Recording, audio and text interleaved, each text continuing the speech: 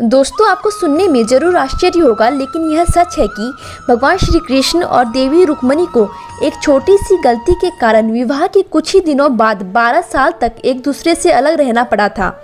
इतना ही नहीं, इस वजह से द्वारकाधीश के मंदिर में भी रुक्मिणी माता को स्थान नहीं मिला।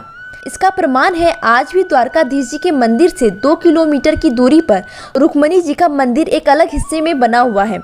12वीं सदी में बने देवी रुक्मिणी के इस मंदिर में आने वाले सभी भक्तों को वह कथा सुनाई जाती है जिस भूल की वजह से श्री कृष्ण और देवी रुक्मिणी को अलग रहना पड़ा था।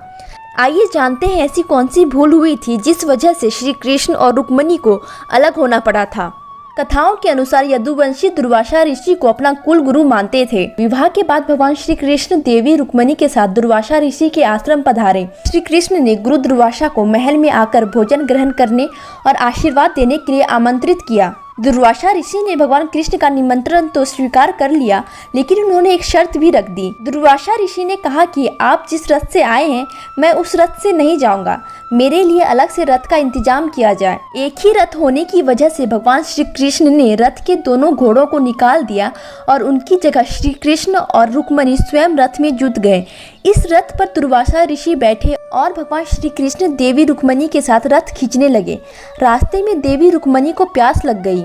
कृष्ण जी ने रुक्मिणी की प्यास बुझाने के लिए जमीन पर पैर का अंगूठा मारा, जिससे गंगा जल धरती से फूटकर निकलने लगा। गंगा के जल से रुक्मिणी और कृष्ण जी ने प्यास बुझा ली, लेकिन ऋषि से जल के लिए नहीं पूछा। कृष्ण जी और देवी रुक्मिणी के इस व्यवहार से ऋषि दुर्वासा को क्रोध आया। क्रोध में आकर दुर्वासा ऋषि ने भगवान श्री कृष्ण और देवी रुक्मिणी को 12 साल तक अलग रहने का शाप दे दिया। साथ ही यह भी कहा कि जिस जगह गंगा प्रकट हुई है वह स्थान बंजर हो जाएगा।